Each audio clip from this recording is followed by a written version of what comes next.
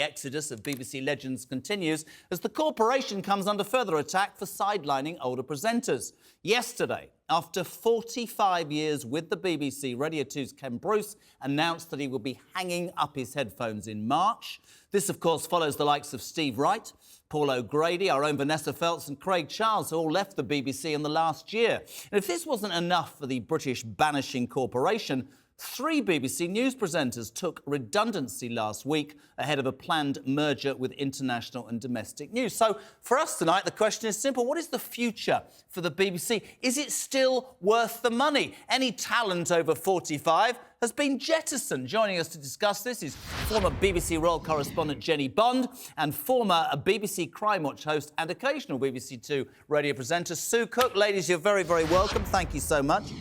First up, quite rare for Gary Lineker not to take a woke view, and I thought he'd be the first person to apologise, but he actually found it amusing. Jennie Bond, what did you think? I mean, that was a hysterical prank last night.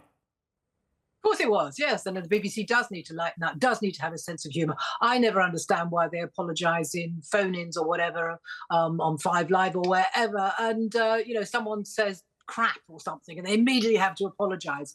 I think it's unnecessary and we should lighten up. You got it. I mean, it was hysterical last night. She sounded in horrible pain. She didn't sound in having a good time, really. They could have chosen a better phone, whatever tone, but it was good. It was great. I completely agree. Sue Cook, I mean, I don't want to get too much into the tape. I mean, she didn't. Jenny's right. She didn't sound like she was having a good time at all. I mean, I don't think it was a good advert, but does the BBC need to stop taking itself so seriously and have a laugh, Sue Cook?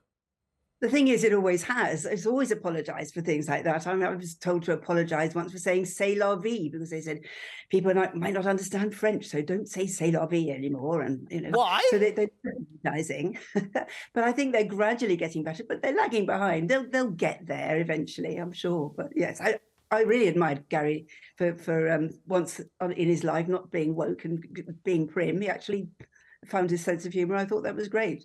He proved yesterday he does. Now, I've been asked to ask this question, which is obvious when we're talking about it, but I feel like I'm going to offend you both. So just a programme. Why has the BBC set this trend of seemingly getting rid of older presenters? Why is that so? What happens to quality in your mind, Sue Cook? Why is everybody over a certain age jettisoned? The whole marketplace changes. We're going for a different demographic and all that. What about the pensioners? What about the older people who love the old voices and the old faces? Why has the BBC done this, do you think? Absolutely. I think they're betraying their loyal listeners and viewers. I really do. But I think there's a sort of element of familiarity breeds contempt. I think when you've been working for the BBC for a long time, they're kind of looking for younger, edgier people. They take you for granted. I remember Ken Bruce himself a couple of years back in an interview said that he often felt underappreciated by management these days. And I'm sure that's what he was feeling too, that he was just being taken for granted. And they're constantly hunting for younger people. And they keep wanting to get, they've done this for years now, they want younger viewers, younger listeners, a pursuit of youth. Why don't they just live with the people who are loyally listening and viewing, and then the younger people will come there anyway? I mean, we were all young once and we're still there. So, you know, just let it take its course. And we've got Radio 1. Why do they need to make Radio 2 youthful?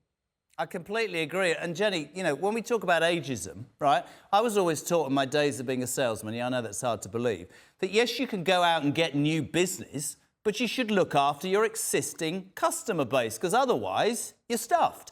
I don't understand why the BBC feels that anybody over a certain age is persona non grata. And this search, as Sue quite rightly says, for a younger audience goes on and on. I think it's dreadful. I really do. Well, it was ever thus. I mean, I used to read the news as well as being the royal correspondent. I remember one of my bosses taking me on aside and saying, never give up the correspondence job because faces on telly, they come and they go. It's a ruthless, brutal business. Of course it is. Everybody wants to be the face. They want to be the presenter. So there's people sort of yapping at your heels the whole time.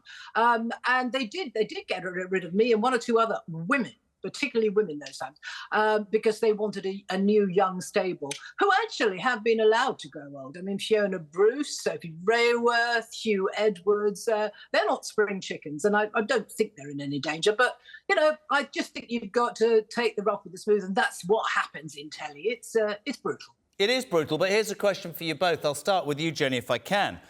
Are the public still getting value for money if we're giving this money without any say, and it seems that many of the people that we want to watch, find interesting and engage with are being jettisoned and we've got no say in that? The public aren't getting value for money now, are they?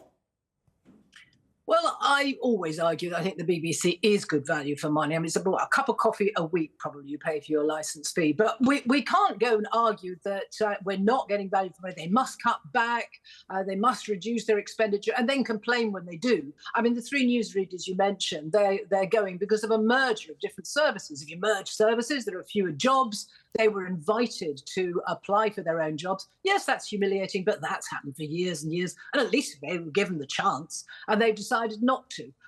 So I don't think you can have it both ways. We've either got to cut costs and lose people, or be profligate.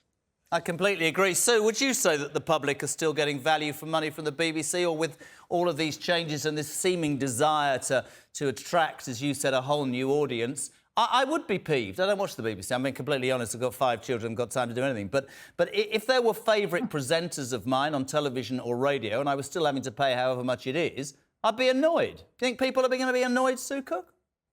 I'm very annoyed at losing Ken Bruce. I mean, I'm saying bye-bye to Radio 2 now. I miss Steve Wright, and I'm going to miss Ken Bruce. It was a voice of wit and reason and fun, and, you know, his self-deprecating wit, I thought, was wonderful. Saw us all through the pandemic whenever the whole world seemed to be mad, and Ken was always there. But I think the BBC is good value for money, in theory. It's £159, isn't it, a year now? How much do you spend on Sky? I mean, I think our Sky subscription, because my husband loves his sport and his movies, so that's about £80 a month. We've got Amazon Prime, we've got Sky, we've got Netflix. Yeah, but the point is, very quickly, Sue, at least when you make those choices, you have choice you can make. We pay the licence fee, and we have it doesn't actually become a huge debate about it, but what I'm saying is for a certain generation, a certain age, and we're all in that group, are we feeling that a lot of what we like is being taken away and we still have to pay? That's the question, Sue, right? Isn't it? I do think the licence fee is probably looking at its last days. I think, isn't Nadine Dorries said a couple of years ago, didn't she, that we'll stick it at 159 till 2024, and then I think by 2027 there's a serious new look at it. And it seems to me a good idea would be to keep the core news and current affairs, even though there's a trust issue with that since the pandemic for me. But keep the news and current affairs and make the drama output now a subscription-based thing. I completely agree. Sue, Jenny, always a pleasure. We miss you on... I don't watch the BBC anyway. You're always welcome on Talk. Age doesn't matter, ability doesn't matter. Morgan's got a job and so have I.